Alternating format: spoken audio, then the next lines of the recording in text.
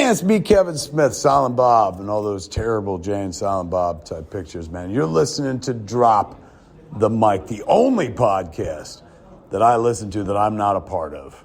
Every podcast I listen to, I usually talk on it, but not fucking Drop the Mic. That's where I'm like, let me hear what the boys have to say. And now, we drop the mic. May I speak candidly? Sure, go ahead. Major League Baseball and its fans, they're going to be more than happy to throw you and Google Boy under the bus if you keep doing what you're doing here. You don't put a team together with a computer, Billy. No? No. Baseball isn't just numbers. It's not science. If it was, then anybody could do what we're doing, but they can't because they don't know what we know. They don't have our experience and they don't have our intuition. Okay. Billy, you got a kid in there that's got a degree in economics from Yale. You got a scout here with 29 years of baseball experience. You're listening to the wrong one. Now, there are intangibles that only baseball people understand. You're discounting what scouts have done for 150 years, even yourself? Adapt or die. Welcome back to our humble San Diego podcast. We are your hosts, Wesley Swanson and Ryan Jimenez, and together we are the Drop the Mic Pop Culture Podcast. You've now tuned into episode 296, Rooted in Oakland. And tonight, Ryan decided that we will kick off our new week with a review for the 2011 film Moneyball. But before we dive headfirst into this masterful film, let's get everybody warmed up, shall we? And now for a special news report, brought to you by Drop the Mic. What's up, dude? How are you? What's up? How's it going? Pretty good, man. Pop culture news. What do you have for us this week? Yeah, so reportedly, in an interview, David Harbour has revealed that he will be filming Marvel's Thunderbolts and Stranger Things Season 5 simultaneously next year. So we kind of get an update on when that movie's being filmed and when Stranger Things Season 5 is being filmed. It's pretty crazy that he's doing back-to-back. And it's also pretty crazy that we're probably not going to get that last season of Stranger Things until, 2 years? Yeah. That sounds about right with how long we waited for this last one. I wonder with him taking that role for Thunderbolts, if it was kind of in his he kind of set it up to where, hey, I'm doing this, it has to be this way or the highway. Yeah. Have you seen Black Widow? Yeah, of course. Yeah, he's fucking awesome in it. Definitely one of the better parts for sure. Yeah. Moving on, Netflix is moving ahead with its BioShock film. Director Francis Lawrence, who's most famous for directing the Hunger Games, will helm the film with Blade Runner 2049 writer Michael Green penning the script. What are your thoughts? That's pretty cool. I'm interested. Oh, yeah, dude. Yeah, man, BioShock is definitely up there, top 5 for sure, video games of all time. That first one is, I can remember playing the first one for the first time and being absolutely scared shitless. I think I ended up getting, I have the set. Yeah, the PS4 collection. Yes. Hell yeah. Yeah, I have it too. I've been meaning to go back and play the first one. I just haven't. I think I beat the first one 3 times. I beat the second one twice, and Infinite I beat 3 times. That's how much I love that series. And this is just a side note, but going back and playing older games is so fucking hard because they feel very clunky, because then we get very, we're spoiled in a lot of ways with the mechanics of the newer games. And when you go back to stuff like Vice City, you're just like, holy shit, this is so robotic. I don't know how to explain it.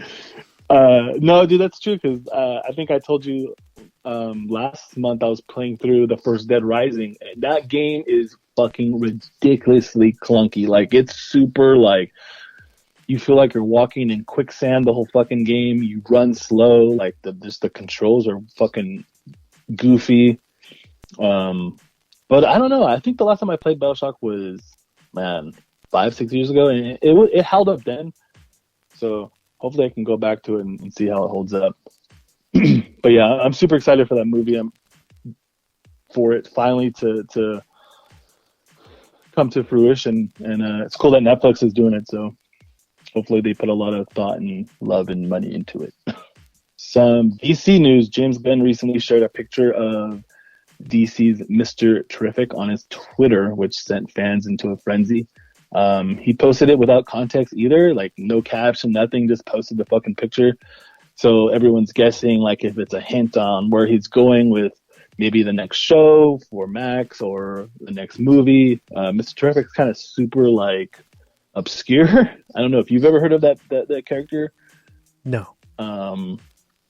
He's cool. Like he's a cool character and he has cool powers and shit. But anything James Gunn, I'm sure would rock. Did you ever finish Peacekeeper? I did not. Me either. We got to the 4th episode. I liked it a lot. I just never got around to finishing it. In some news I know we talked about earlier a couple days ago, but I know you're excited for. I'm excited for. We just did an episode on it. But in an Austin, Texas Q&A screening of Clerks 3, Kevin Smith announced not only is he working on Tusk, but a sequel to Red State is officially happening, and Lionsgate legit was like, make this fucking movie, and I guess he was like, okay. It's a shame Michael Parks has passed away. Yeah. I think that's what he said in that interview about that, but I think he went on saying something along the lines of like, you can, it's basically just religious kooks with fucking guns, so he can get around with doing a second one without him. Yeah, it's just like make it be that he has like some son or something that we didn't know about. Yeah, or something, And then I guess, and I don't know if you read it too, but someone asked him about if we were gonna get like a reprint of the movie or if it was gonna be on digital or anything, and he still doesn't know. It's still like in fucking physical purgatory. But hopefully with the second one coming out, Lionsgate decides to give it a little love, put some money into it, and then release it. Yeah, that would be awesome because that first one, if you've followed the show and you listen to the episode, you'll know that we love it and we're super excited. And I think I heard heard him say that the second Tusk movie is going to be called Tusks, plural. Oh, fucking shit. Jesus Christ. Yeah, wild. Some little bit of breaking news I just legit saw a couple, 20 minutes ago. Deadline is reporting that Radio Silence is reportedly set to reboot John Carpenter's Escape from New York, with Carpenter obviously coming back as executive producer. How do you feel about that? Oh, man. That's a hard one because I don't know if that movie would make sense in today's climate the way, unless they do it, which I don't know if it's even worth it, but if they were to do it like as a period piece, but it's like, but we already have the Carpenter movie. That's a hard one, man. I don't know who would play Snake. And you can't even retcon it a little bit and kind of bring him back. And it says reboot, so I'm pretty sure it's not like they're not trying to do what everyone else is trying to do, a la 2018 Halloween. So yeah, dude, it's a hard one. I know people love that movie and that fucking character, so yeah, it's gonna be interesting to see which route they go. They should just redo Escape from LA because that movie sucks. Yeah, that'd be badass. Or get just maybe just toss that one out and trying to do a soft reboot to the first one. Yeah, hopefully. Yeah. I mean, the people behind it are pretty good, but it's just certain things. It's like, well, should we touch this? But I mean, The Exorcist is coming back, so nothing's fucking safe, I guess. Yeah. Side note: my dad met Kurt Russell, and he said he was the nicest, kindest dude ever. I hope so, man. Dude, we gotta soon. We gotta do an episode on Breakdown because I love Breakdown, and nobody fucking ever talks about that movie. Underrated. Oh, for sure, the most. Such a solid thriller. I feel like that was one of those movies that was kind of always on like fucking HBO or something like that. Am I wrong? Or Showtime? Yes. That's it. That's all I got for news other than shout out fucking Martin Scorsese celebrating his 80th birthday. Hopefully he's around for 80 more. Yeah, for as long as we can keep him, man. God, one of the last auteurs are living auteurs around, and still so effective with his craft. Yeah. And then fucking Brendan Fraser getting GQ Man of the Year. Yeah, shout out to Brendan, man. Dope as fuck, and happy for him. And I don't know if you saw what he said about the Golden Globes and how he's not gonna, if he's nominated, he's not gonna attend. Why is that? I didn't hear about that. It has to do with the reason why he was like blacklisted. Oh, okay. Yeah, the apparently the I think at the time he was like the chairman of the Golden Globes, is the one who Brendan said did what he did to him, and he never apologized. He's still, obviously, he fucking is a piece of shit and denies it, and the Golden Globes have never apologized to him, so that's why he's gonna just stay away from it. So good for fucking him. Yeah, boycott that shit. But yeah, that's all I got for my news. What do you got? Well, to tag along on your Brendan news, did you see the new trailer for The Whale, his film? I did not see it. Yeah, they just released it. It's A24, I believe, and the new, finally, Darren Aronofsky film. It's very minimalist. It doesn't give a lot away. It's more so a teaser, but we are going to be getting that movie in December, and I'm super excited to see what all the hype is about. Oh, nice. Super soon, then. Yes. Not too long of a wait. So for news, moving on, Stranger Things superstar Joseph Quinn has been cast alongside Black Panther's Lupita Nyong'o for the upcoming A Quiet Place spinoff entitled Day One. Do you have any thoughts on this? Wait, how did I fucking miss that? What? That's fucking awesome. Both are rad as fuck, and Lupita's hot as always coming off of Black Panther, and he's fucking top shit in pop culture right now with Stranger Things, even though it's died down a little bit. So that's fucking awesome, dude. Yeah. Is Krasinski directing that one too? Honestly, I'm not sure. I would probably say not, because it's they're making it very apparent that it's a spin-off. But I mean, that could go either way. But I'm sure he's gonna have a hand in it somehow. Yeah, producing some way. Yeah, he's gonna pull a James Wan. Oh, that was some fucking news. I don't know if you have that news. I think I know what you're talking about. We'll talk about it right now. Was Jason Blum and James Wan are talking about possibly merging their two companies to make a giant horror film factory, so to speak, right? Is that it? Yeah, dude, that's insane. Probably the two, I mean, along with maybe Jordan Peele, those two are tops in horror right now. It's insane. Good for the movies. And then, they're going to start a little bit more money into everything, right? Since they have such a big, trying to put together such a big company. Yes. But yeah, dude, I think that's good news for the horror genre and the community, dude.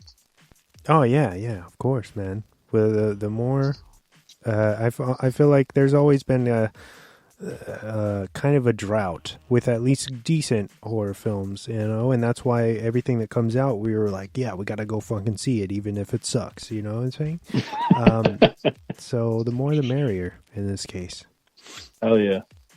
Moving on, Tarantino recently announced his project, or his next project, will be an 8-episode limited series that's gearing up to start production next year. He also stated that he believes Once Upon a Time in Hollywood is his best film to date. Do you agree with this, sir?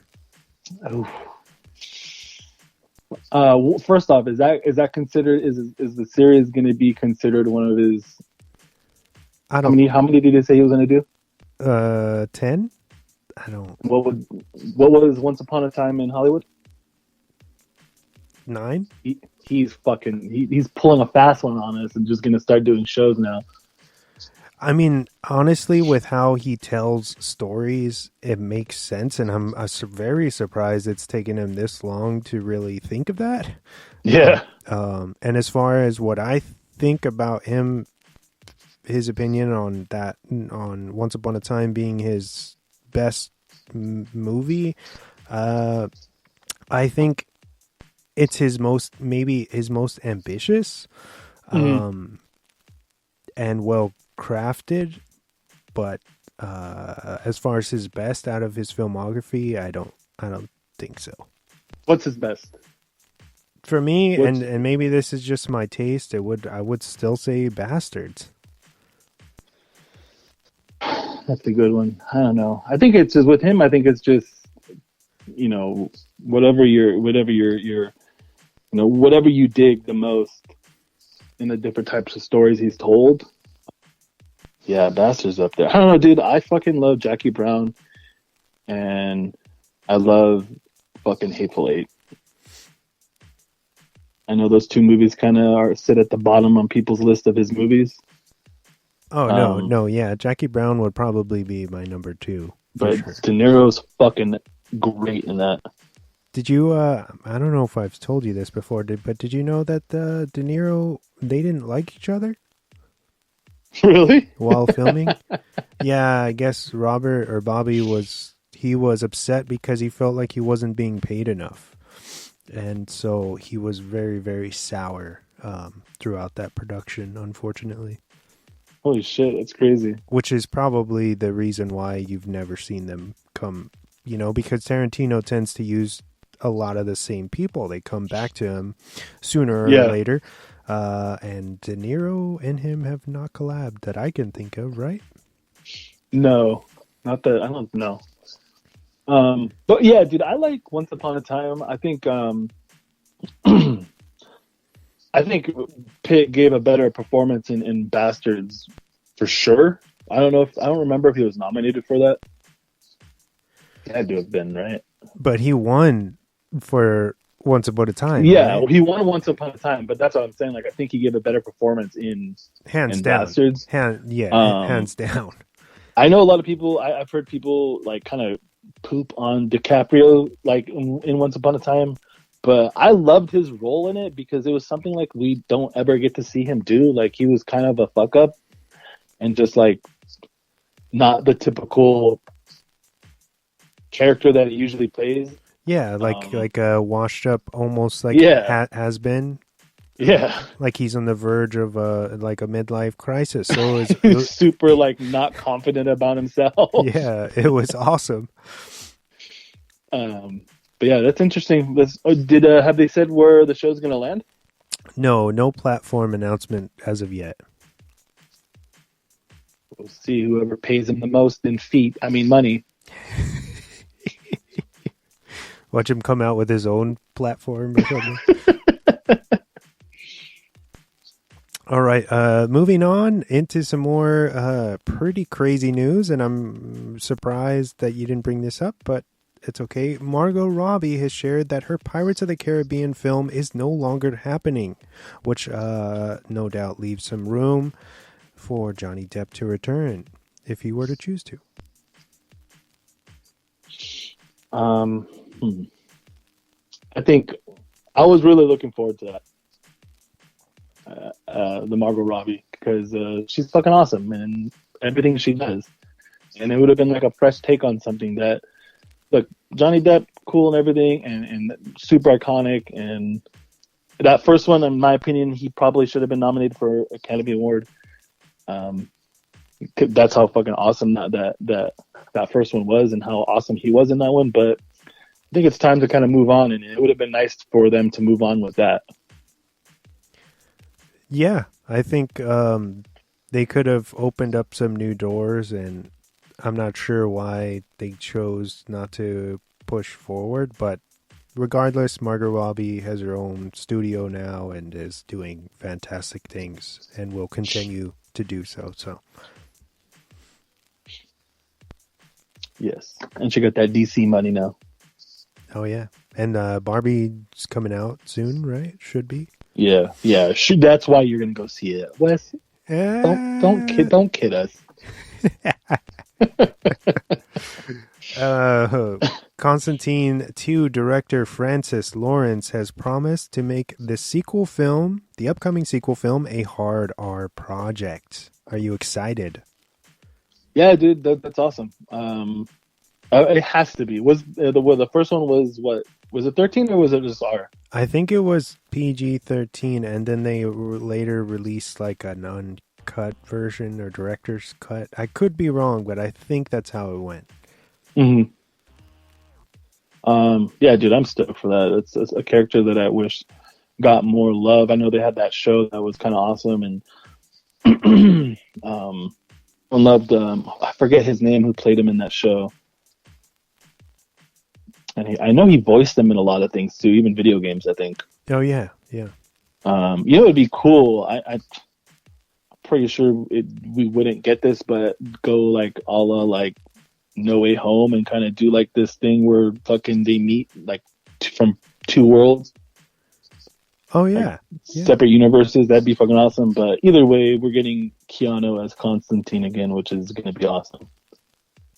I wonder if he's going to change up his look the way that he did for like the newer Bill and Ted Face the Music, as opposed to now how everybody sees him as John Wick.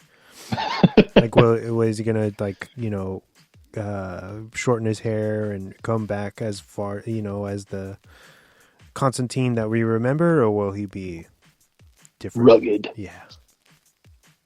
Sexier. Did you ever see Matrix Resurrections yet? Why didn't you watch it? I still haven't seen it. It's not that I'm like staying away from it. I just still haven't seen it. You gotta watch it, dude. I don't know if you'll like it or not. I thought it's good. Not great, but pretty decent. Especially like the first half is fucking solid. I gotta check it out. In my last bit of pop culture news, director-writer Tom Holland and No Not Spider-Man has released the novel Fright Night Origins, which further expands on his classic 80s vampire film. You can grab an autographed copy at terrortime.shop right now. What? I didn't know that. I'm gonna fucking... Are you gonna buy it? Yeah, I'm gonna buy it. They have the and it's pretty inexpensive. Like, they have the hardcover autographed out the gate for $40, and then if you want the paperback, it's $30 autographed. So, oh, dude, hell yeah! No, I'm definitely gonna pick that up. I wonder if this will. Do you think this will get a movie going? I hope so, because all of the sequels had a really hard time, like the original 2 is only available in other territories, and then they did like another 2 in 2013, which was bad, and then the remake is pretty decent. I don't know if that's just because I love Anton Yelchin, but I didn't have a problem with that. And Imogen Poots is awesome. Damn, I forgot they were both in that. Yeah, dude. Yeah, dude, that's a solid remake. For sure, it's good. It looks really good, and then Colin Farrell is pretty scary in my opinion. Yeah, and he makes it good. That guy is just great at being an asshole, like in any scenario, He's so, I don't know. I think it's his accent or whatever, where he comes from, but he's just always so good at being intimidating. And now it's time for the weekly recommendations. A couple of things I should have wrecked last week, but I'm going to wreck them now.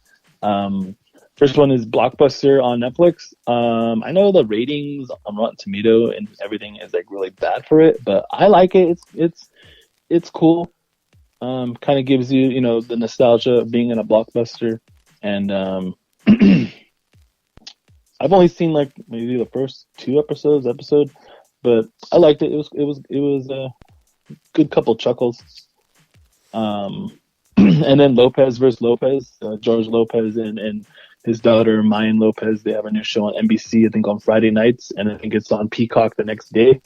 If you like George Lopez's comedy, you'll love this, which I do. So check that out as well. It's awesome that his daughter kind of started like a year and a half ago on TikTok, like fucking making TikToks about making fun of him about like not being there and like an asshole and everything. And now they're doing what came from that is this show, which is kind of tight. And then we just finished all of the Unsolved Mysteries. Fucking, as always, top tier fucking eerie, spooky shit. I don't know if you've seen all the episodes. Have you watched all of them? No. There's an episode about like all the Bigfoot and UFOs. Have you seen that one? I don't believe so. No. No. It's basically about a group of two Navajo Rangers that were assigned to investigate like UFOs and cryptids and Bigfoot, like legit, and they were like basically like X-Files. And this episode focuses on them and like a couple of their stories in UFOs and Bigfoot sightings and paranormal shit, and it's wild, dude. I looked to Sandy like during the episode, and it's crazy that no one has like made a movie or TV show out of it because it would be badass, I think. And I didn't know they had Navajo Rangers like that on The reservation. reservations. But yeah, if anything, check that episode out if that kind of stuff. Do you know what number it is or what the title is called? Man, I don't know what the title is. I can not be lazy and I'll figure it out. But if you go to that new season, the episodes, it's like, I want to say it's like episode 4 or 5. But yeah, that's a good episode. Check out Unsolved Mysteries on Netflix. It's fucking rad. And then my last rec is fucking Black Panther Wakanda Forever. I don't know if you went to go see it. No, unfortunately, I have not seen it yet, but I need to. I need to go before people. I've almost had it spoiled for me a few different times, and I just stopped. I tuned people out, and so I'm still good to go. I don't know anything about it per se. Good. And hopefully, I can go this weekend. Yeah, dude, it's man, it's a beautiful kind of, you know, ending to that chapter of Chadwick Boseman's life, and it's I don't think I've ever felt like that during a movie watching it, where I felt like without, I mean, obviously it's not nothing spoiled, but like you feel like you're grieving with them on screen as well as you're grieving with them like as just like knowing like them being his friend in real life and missing their friend. Yeah, it definitely hits hard, and bring all the tissue you can, because from that opening fucking you know what's crazy about it too? It doesn't give you any time. Like it goes into it and you start crying. Like the waterworks started, and I don't remember the last movie that had me like that's how bad I was crying. And the whole theater was like that. Like the people next to me were crying like that, in front of us were crying like that. But and then on top of that, it's just a very, very well done Marvel movie, and that backstory is fucking awesome and perfect, and I was talking to my cousin Rose the other day and telling her that Ryan Coogler they didn't have to go that route. You know, they could have made Namor anything, but to give him an indigenous background and being brown, he basically gave us a seat at that table, which he didn't have to. And let me tell you, he fucking knocked it out of the park. Top fucking 2-3 Marvel villain of all time. He's fucking great. So yes, go and watch it this weekend, Wes. I'm gonna beat you up. Don't worry. I'm gonna go. I'm gonna go cry. And it's like 2 hours, over 2 hours and 40 minutes, and it doesn't feel like that. At least I didn't think it felt like that. But yeah, those are my recs this week. What do you got for us? Also, a quick plug for the AMC chains. Every Wednesday, I think, for the run of Wakanda Forever, they're going to be giving away different character-themed mini posters. So if anyone's interested in that and they like to see movies more than once, go get your posters. Wait a minute. You're telling me I can get a mini movie poster of Namor? Well, I think... I could be wrong, but I think Namor was yesterday. Okay, listen. If you're listening to this episode, I'm going to need you, if you went to that screening and saw and got that poster, I'm going to need you to send me all those posters so I can plaster my ceiling with a poster of him. That's fucking awesome. That's cool that AMC does it. You know what? AMC, I know sometimes I complain about you, but you're not that bad. They do be doing some pretty cool stuff. So, you know, they have their moments. They did the double feature, which I wasn't able to go to because I sacrificed that to do the show in person with you. So I have no regrets about that. But yeah, AMC did a double bill. Sorry, AMC, for shitting on you.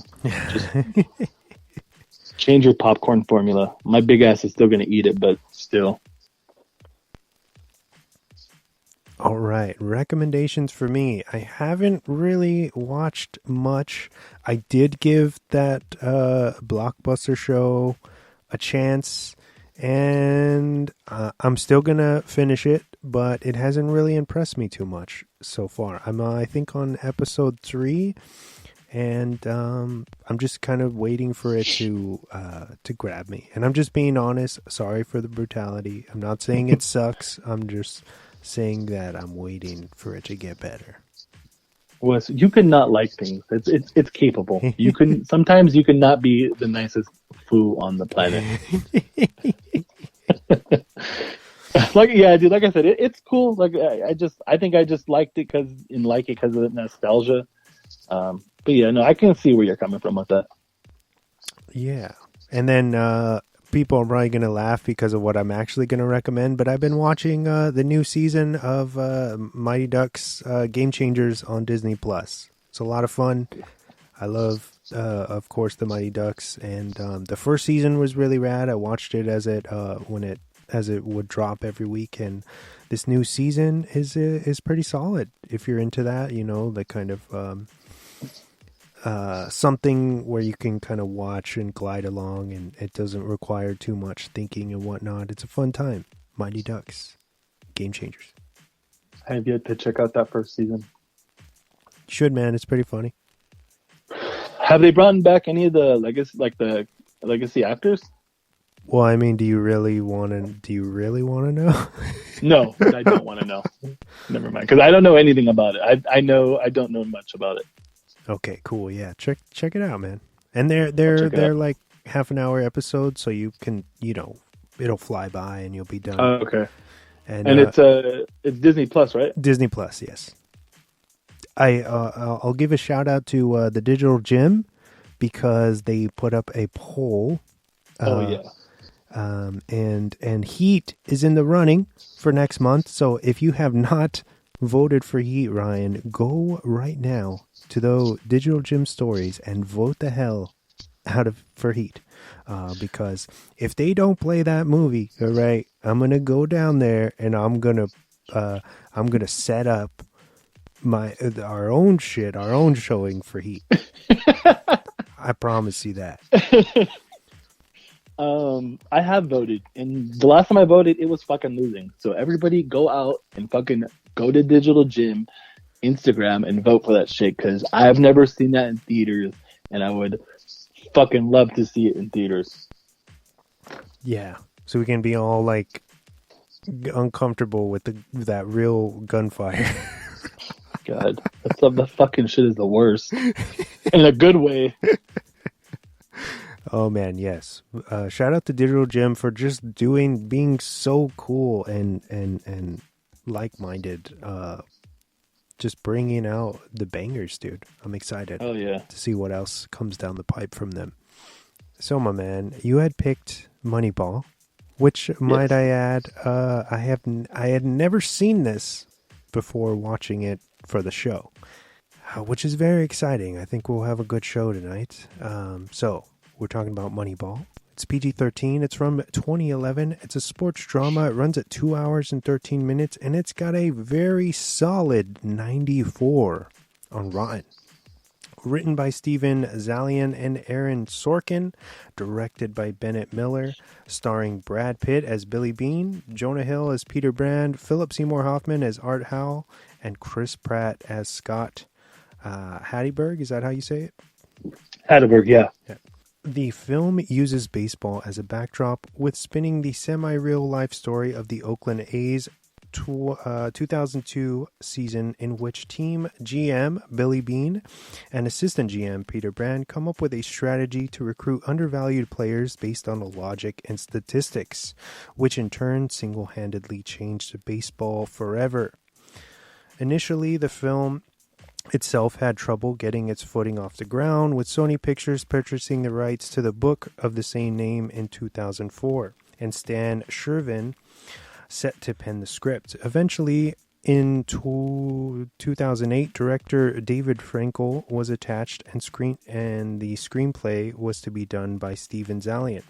David Frankel would exit the project promptly, being replaced by Steven Soderbergh. His vision for the film was to use a docudrama style, casting all of the baseball players to play themselves. However, just 5 days before principal photography was due to start in the summer of 2009, Sony opted to cancel the film altogether due to creative differences between Soderbergh and the studio.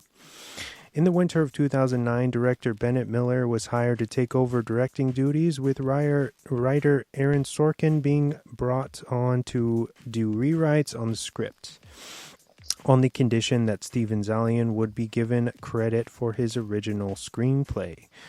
Moneyball was released on September 23rd, 2011, and was met with wide acclaim, as well as being a financial success, grossing $110.2 million at the box office against its $50 million budget. The film was nominated for 6 Academy Awards, which included Best Actor, Best Picture, Best Supporting Actor, Best Adapted Screenplay, Best Editing, and Best Sound Mixing. The underdog sports story has been around for many years, but it's very rare when one of those films can truly stand out in the genre. Moneyball is one of those films that transcends what sports movies can accomplish. The simplistic story and accessibility to a wide variety of viewers is no doubt responsible for its success. Brad Pitt and Jonah Hill's unlikely pairing works incredibly well, as they consistently complement each other's acting chops, making for a massive tag team effort. If you have yet to see Moneyball the same way I hadn't, I would strongly recommend seeking it out right now on Netflix. It's uplifting and inspiring in every sense, and should definitely leave a lasting impact on you. 4 out of 5, adapt or dies. Thank you. Bravo, bravo. All right, man.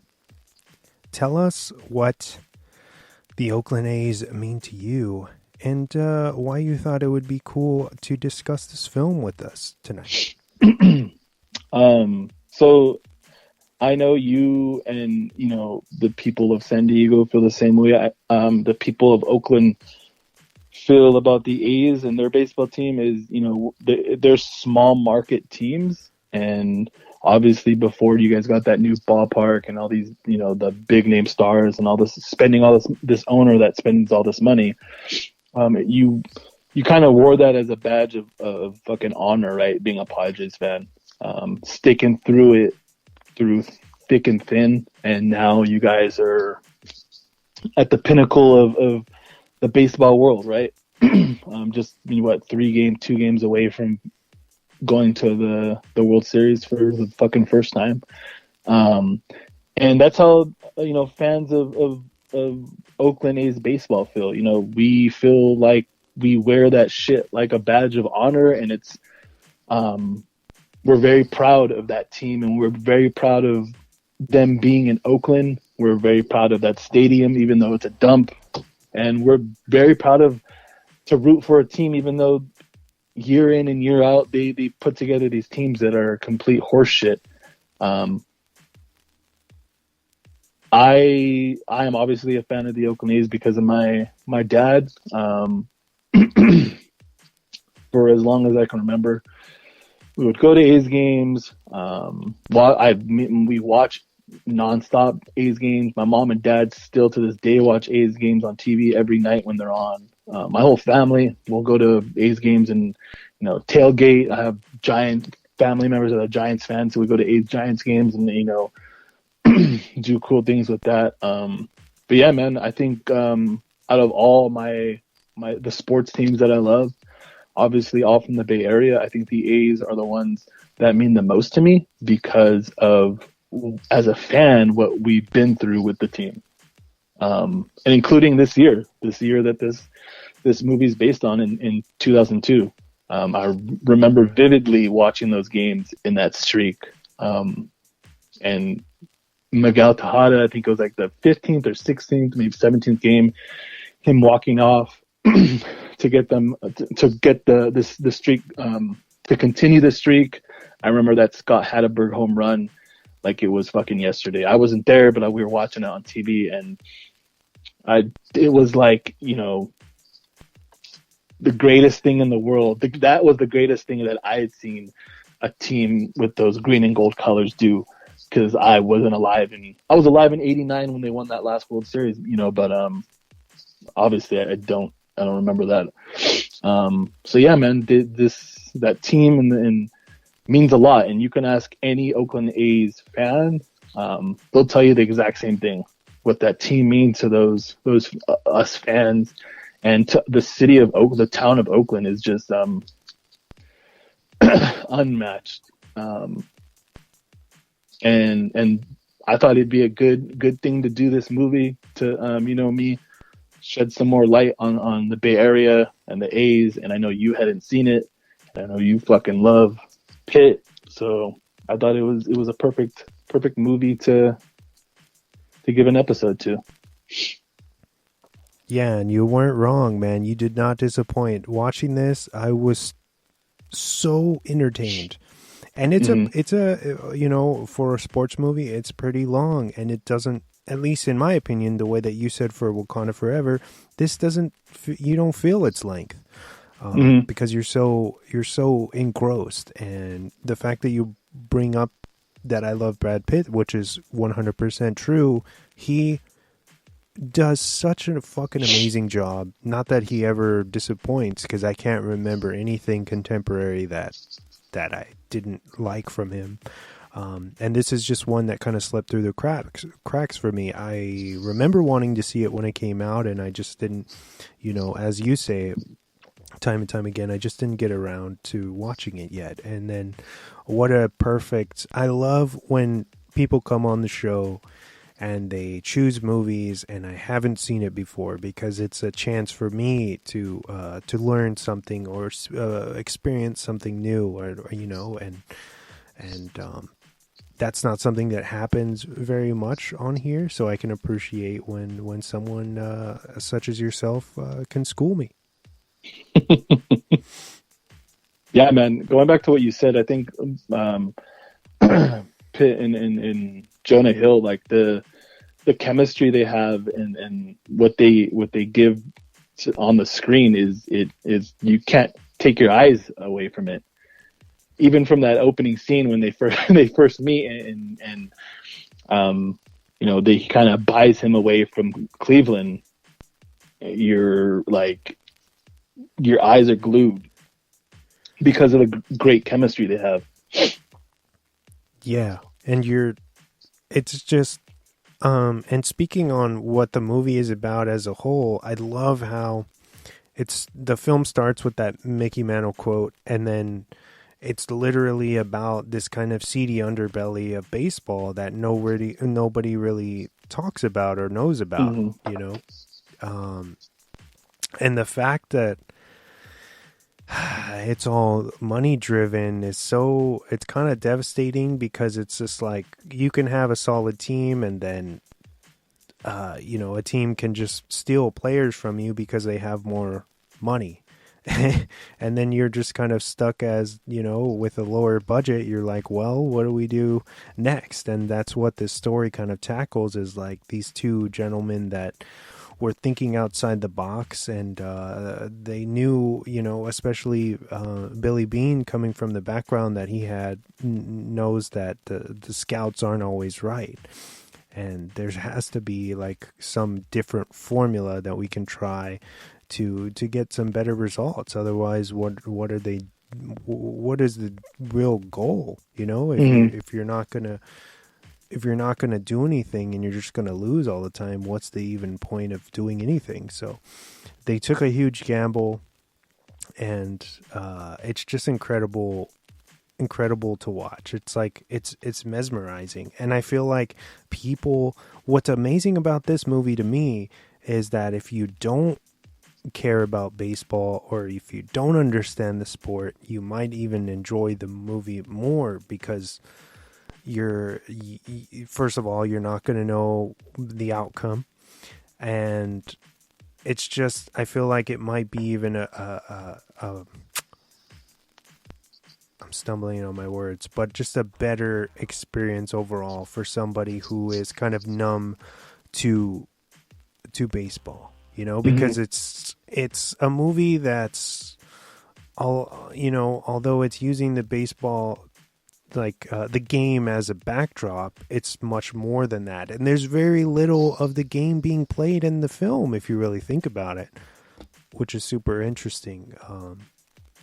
But it's more about the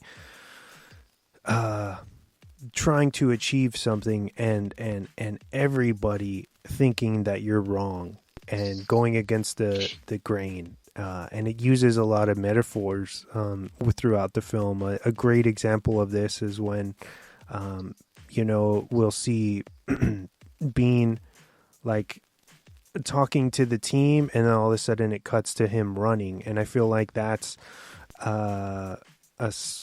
what's the word? Like they're subliminally telling you, like they're showing you him running as that's exactly what he's doing in his day-to-day life, is like he is doing this monotonous task of working against like inevitable failure, but he refuses to give up. So, I've always been a fan of these kind of underdog stories like Rocky, Southpaw, Creed, all of those films. I feel like they use this kind of same structure, and this one does as well, but it's almost more intellectual in a lot of ways, which I can appreciate, man.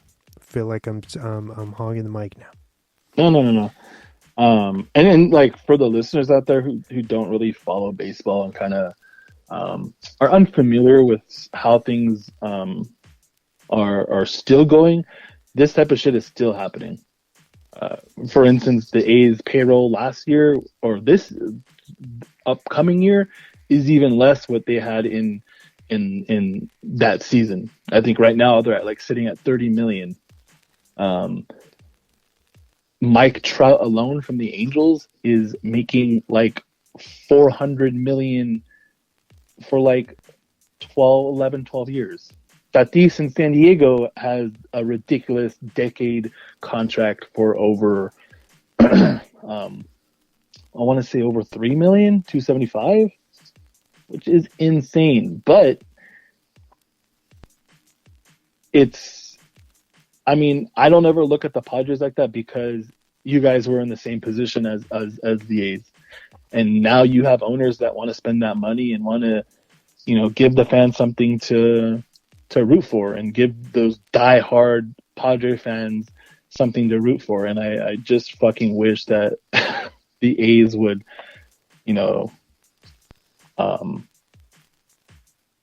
the A's had an owner that felt the same way, and he doesn't. But yeah, dude, it was crazy.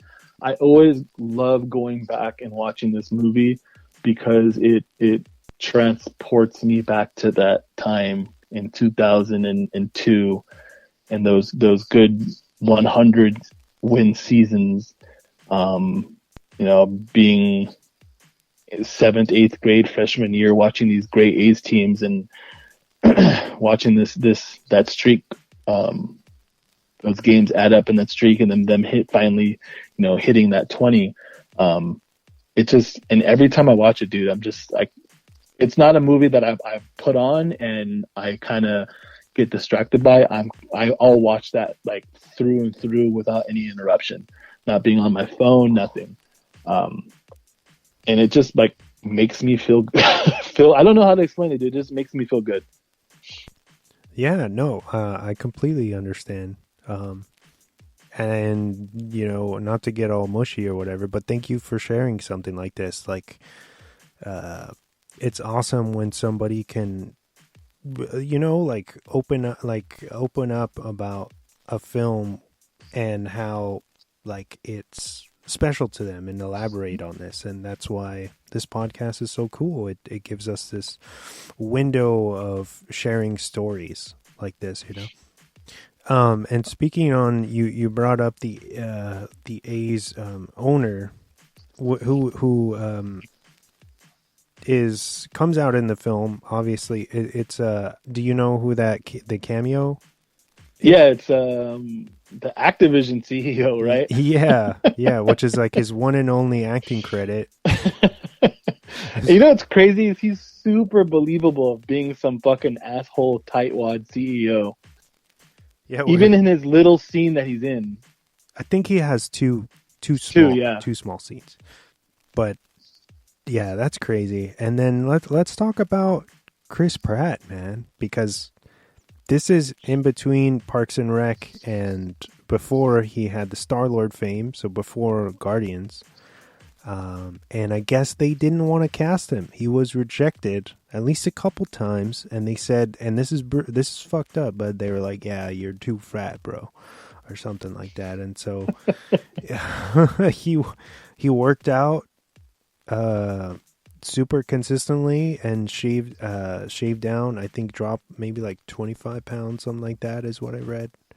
And then sent a picture of himself back to the studio and kept hounding them and seeing if anybody had been cast yet, and they hadn't cast anybody for that Hatterberg role, and so he finally got it, and he fucking is killer. He's not in the movie as much as you would think, but when he is, I feel like he's really good at.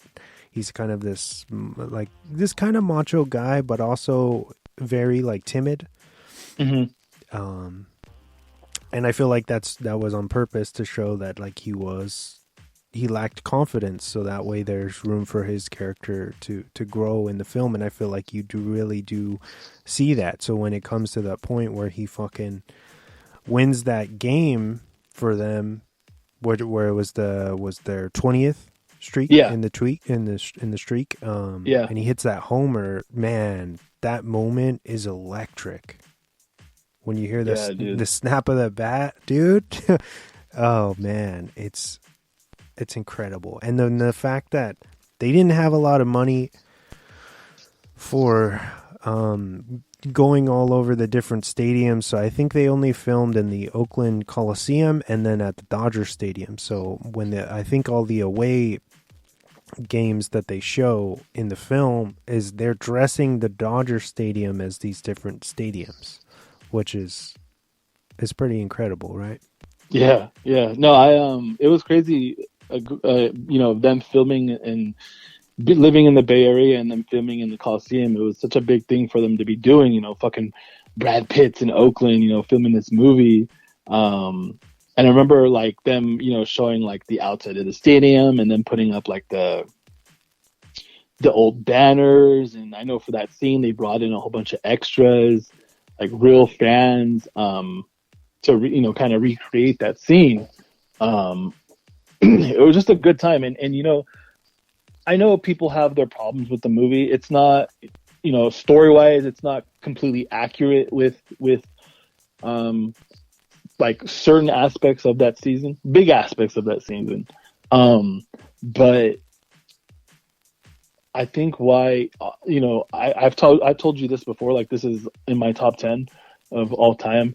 And it's not, it's because of the movie, obviously. But one of the main reasons why I love it so much is that it's not about the New York Yankees. It's not about the San Francisco Giants. It's not about the Dodgers. It's about the fucking Oakland Athletics.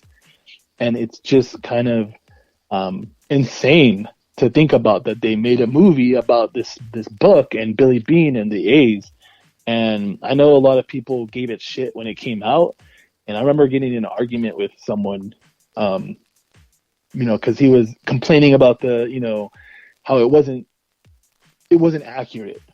It's a fucking movie. Obviously, they want to get people in those seats, and it's not going to be completely fucking 100% accurate, And I told him, like, dude, we're A's fans. Like, we should be fucking happy. We go to the theater and watch our fucking, these memories up on this fucking big screen.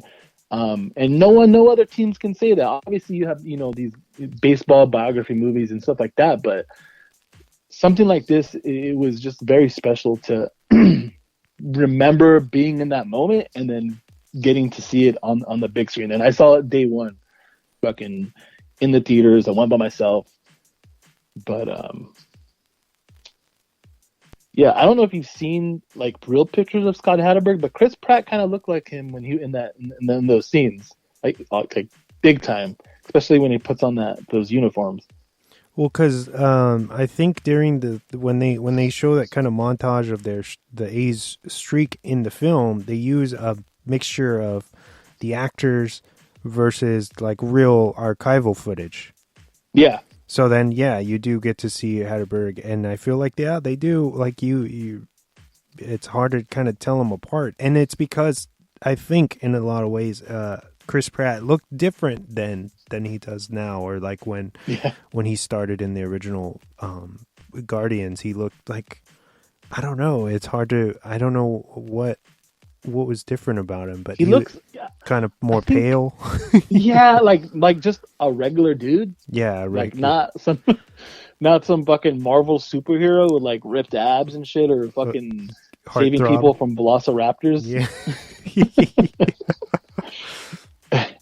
And I think that's another reason why he crushes the role, and you kind of feel for him in that character, is just because he just seems kind of like a regular dude, like a baseball player that's kind of on his last legs, and he's feeling the pressure of him not being able to play anymore, and then this opportunity comes up. So yeah, no, the Chris Pratt, fucking say what you will about him, he literally knocked it out of the park in that role.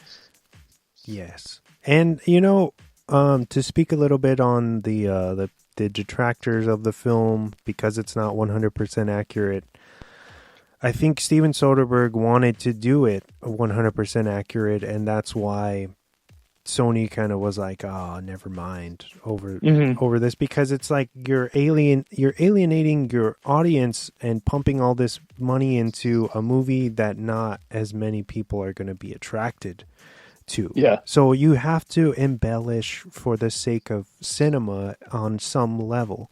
And I feel like the movie, even though it does, not everything is, like, what's his name? Jonah Hill's character actually doesn't exist. Brand is a made up character. It is, somewhat based on what's his name? DiPotesta, I think. Yeah.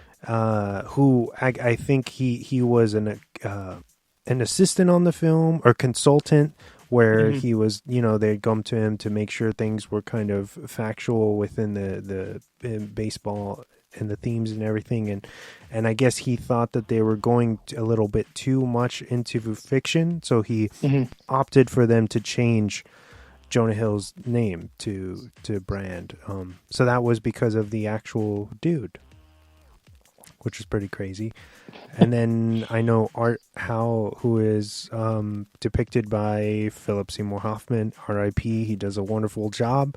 But the real Art was super upset with how he was portrayed and written in the film, and said that never happened, that he didn't butt heads with Billy Beane the way that the movie shows us.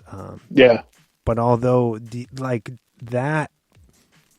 that friction adds to the tension of the movie and makes it so much more better. So, like a lot of these things, they make sense for the narrative, where, like you were saying, like you just said, movies, like, they teach you this in film school. They say movies are life with the boring parts cut out. And like people, they tend to forget that. Yeah. And they want to sit there and fucking tear things apart. And it's like, but dude, this movie's fucking good. Whether it's, they embellish on certain things or not. Like it works. You know what I mean? Yeah. And Oakland is still getting representation. And like you said, not a lot of people can say that they have a movie devoted to this incredible, like, space in time. I think, honestly, like, that's the only probably thing that I was, like, that I could take away that I didn't like about the movie. And for me, it's small. For other people, for their fans of the team, and it's a big thing for them. But yeah, dude, Art Howe, like, he guided them to multiple 100-win seasons, and to multiple playoff games and playoff series. And he I don't think that he didn't, like, I'm sure he had somewhat of that kind of a relationship with Billy Beane, because I mean, as A's fans know, like, and they've read, like, when he was a GM, he wasn't necessarily like the easiest. So I can see them having some type of, maybe it wasn't to that extreme. But yeah, I can see where, some people, but like you said, it adds to the movie, and it adds to the story that's being told. And then I think that something other people and a lot of other people kind of were upset about is the fact that it just seems like they use the Moneyball theory of putting a team together for, like, that's it. But in reality, they had, about 5 or 6, all-stars on that team that year that were homegrown, that the A's drafted and that were brought up through the minors, and that way of how, scouts find those ball players. And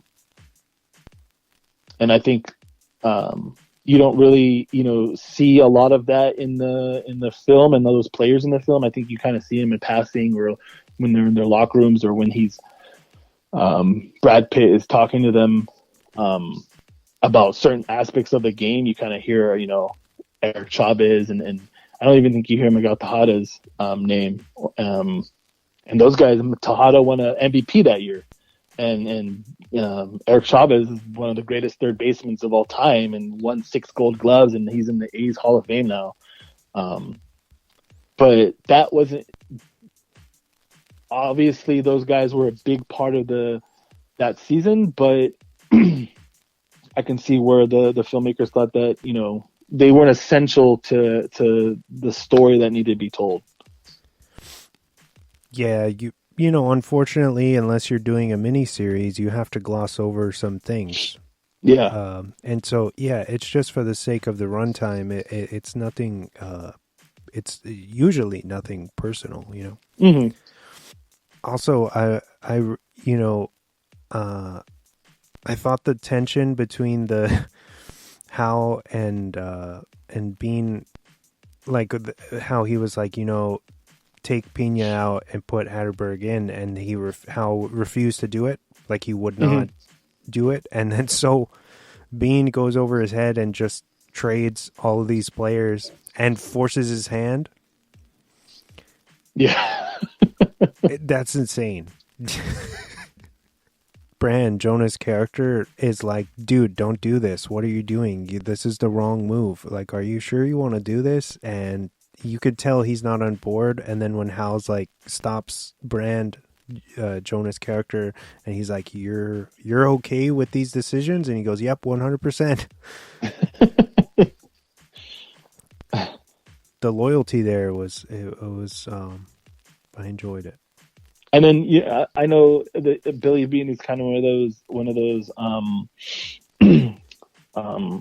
people within the organization and with the fans he's very polarizing, and a lot of people don't like him. A lot of people don't like him, and a lot of people love him. I know my dad has his problems with him. I fucking adore that dude because he did what he had to do to get the A's to that promised land, and obviously we haven't been in under his reign, but I mean we've tons of division titles and playoff appearances, and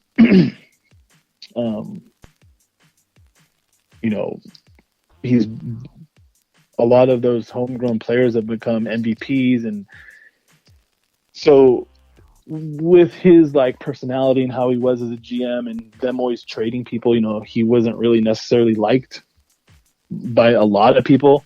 But like I said, and like I told you off air, his loyalty to the A's is unfucking matched. And that's why I fucking love him. Well, kind of tacking on to that, are you happy that he turned down that offer to jump to the Red Sox and be one of the most, like, the highest paid GMs ever? It's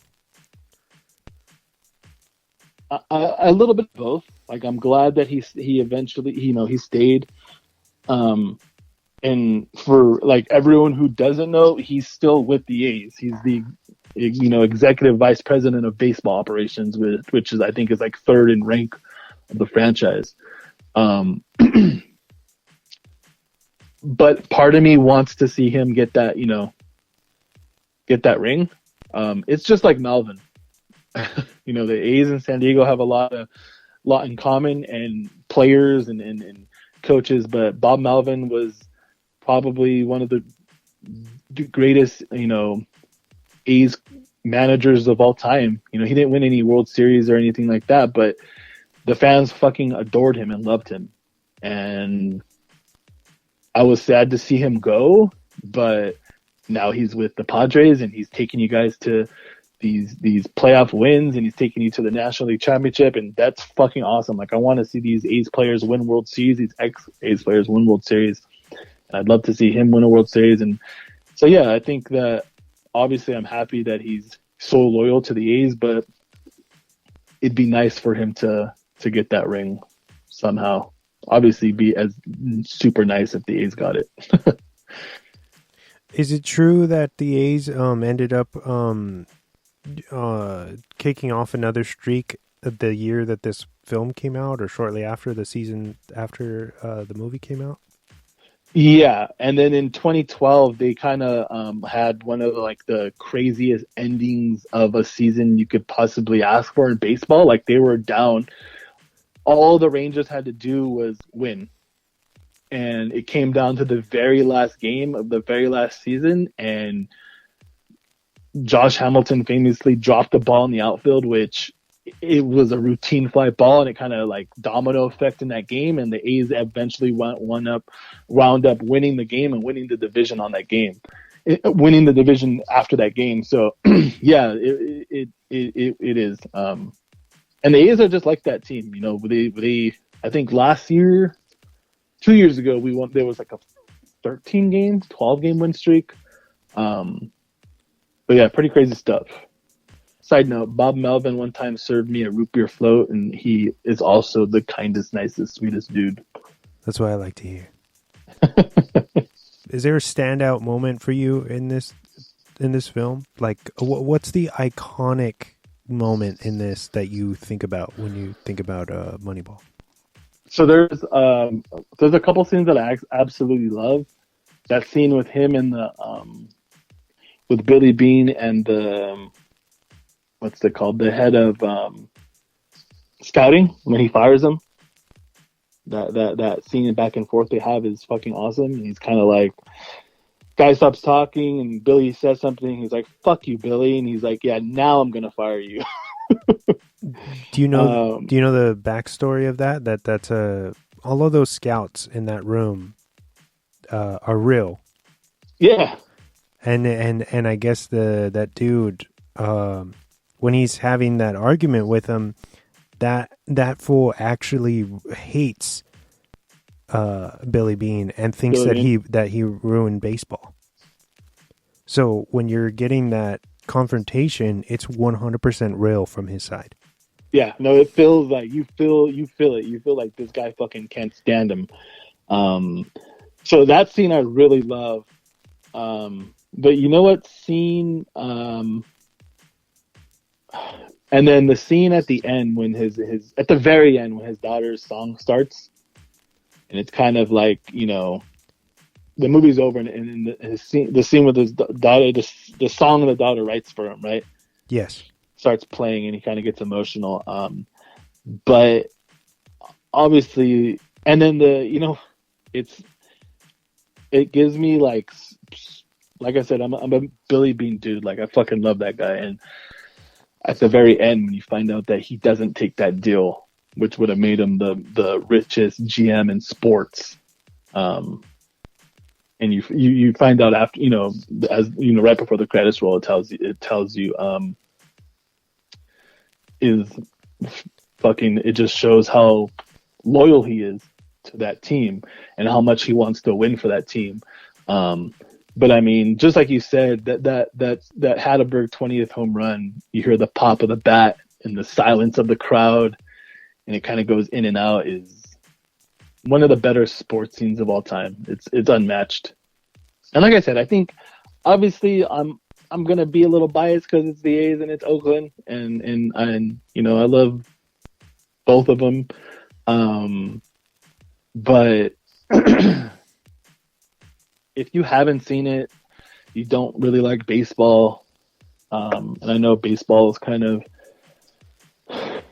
not the easiest sports to get into, and it's kind of, not a lot of people go and watch these baseball games in person unless you're a fan of these teams. Sit down and watch it and get back to us and tell us if your view on baseball has changed, because there's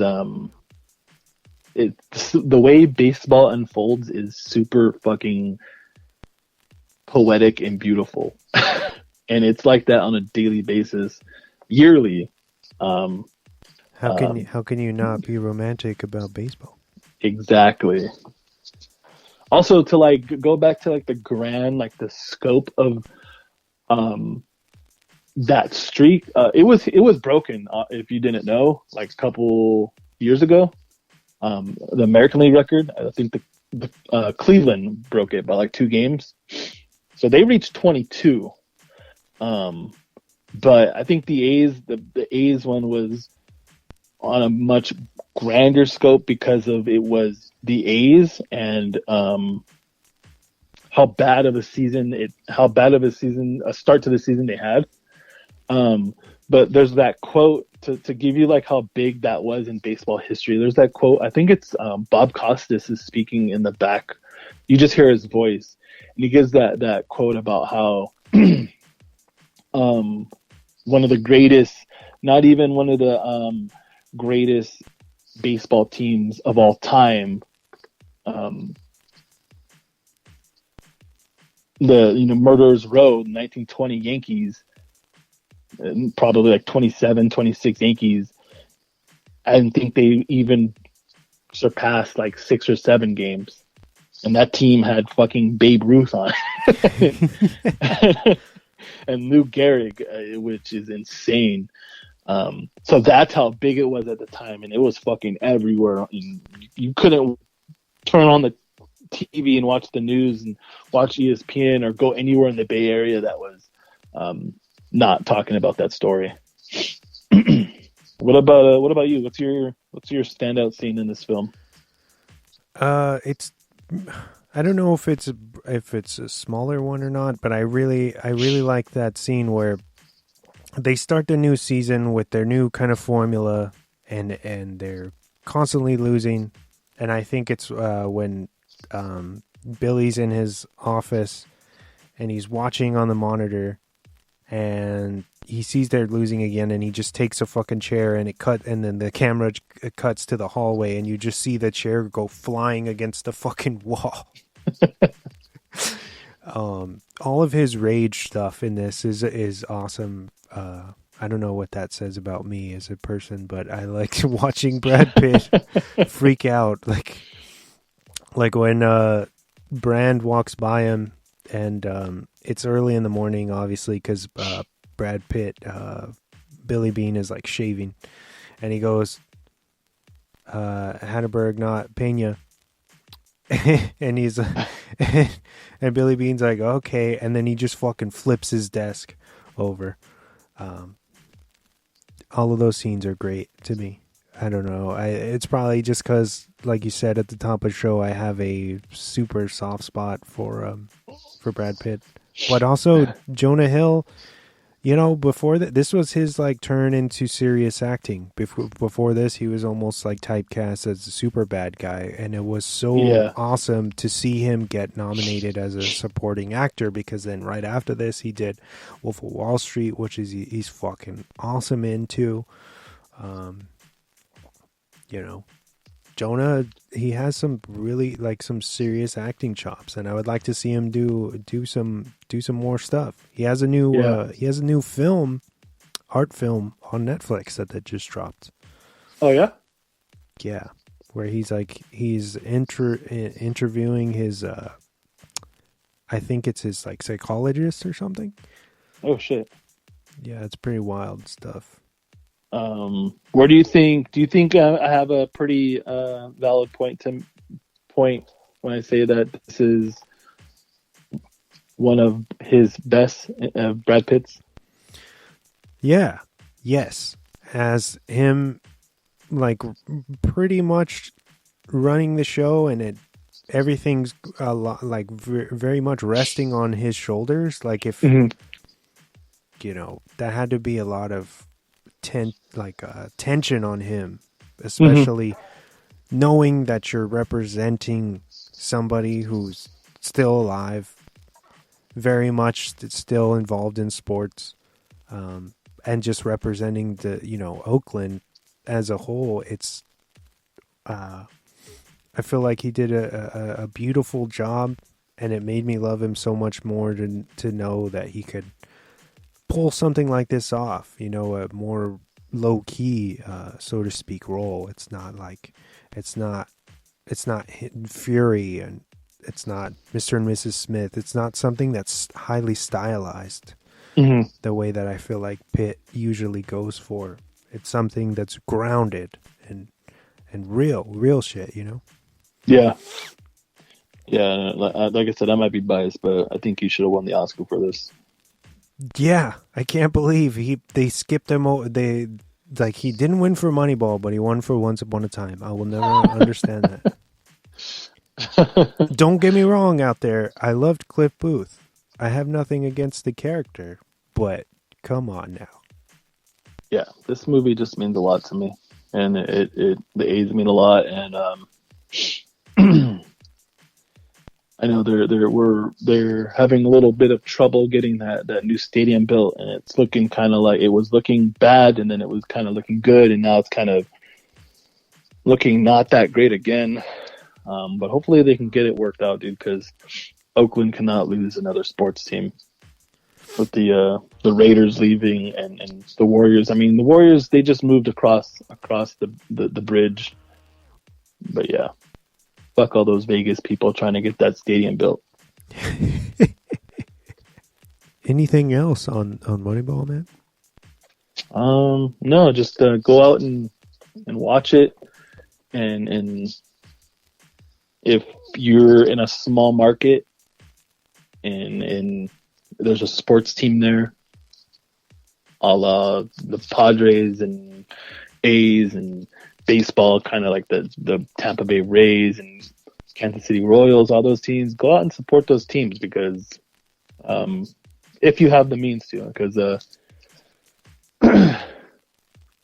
if not, you're going to be in limbo like those passionate A's fans in Oakland and kind of not know where they're going to be watching their team in the next 5-6 years.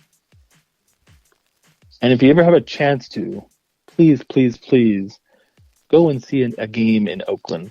Go out and sit in those right field bleachers and party with those fucking diehard fans out there that are there every single goddamn day and night, waving those flags and beating on those drums, because you will have the fucking time of your life. Yeah, the dude from The Artist won that Oscar in 2012, so that's why he didn't win it. No comment. It was him. It was Damian Bashir for A Better Life, George Clooney for The Descendants, Gary Oldman is for Tinker Tailor Soldier, Spy, and then Brad Pitt. That should have been Pitt. Yeah, no, it should have. Money. I think The Artist took all those fucking awards too. I think they even took like director, and I want to say they cleaned house, right? Best picture, yeah. All right, man. Like we said, check out Moneyball on Netflix or AMC Plus right now. Great movie, and it deserves all the praise. And I feel like, although yes, like you, sir, the film has its cult following.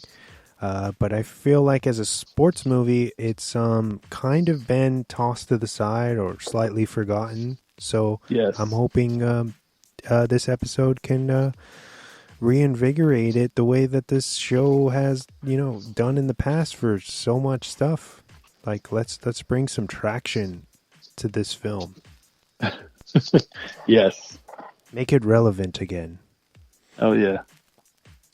With that being said, next week we're going to be bringing Chris Pollock back on the show for his end of the month takeover, and we haven't announced what we're going to do yet because we always keep it a secret. But I'm going to drop it right now. Drop some knowledge on everybody.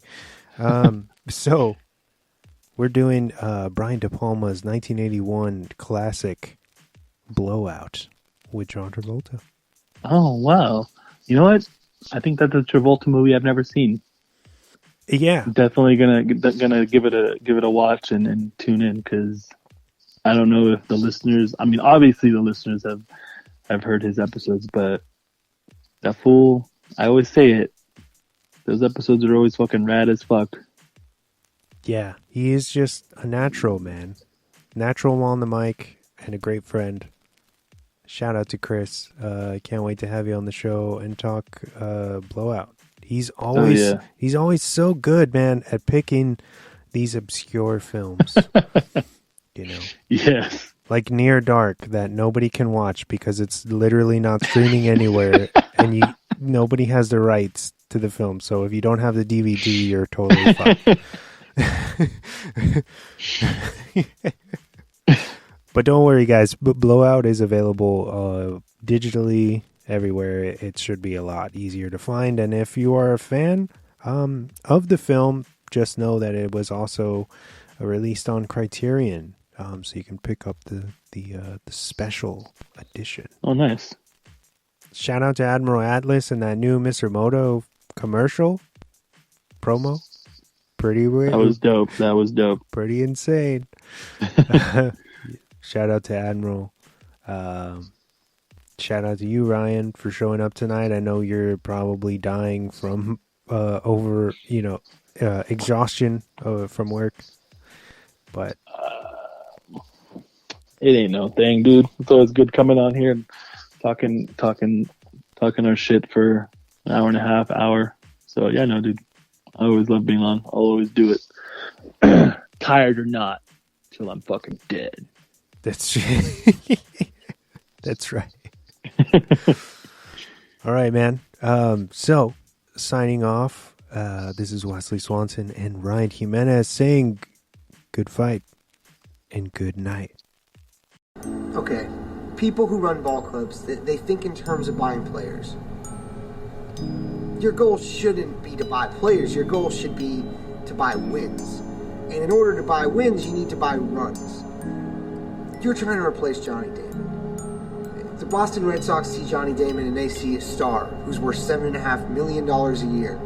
When I see Johnny Damon, what I see is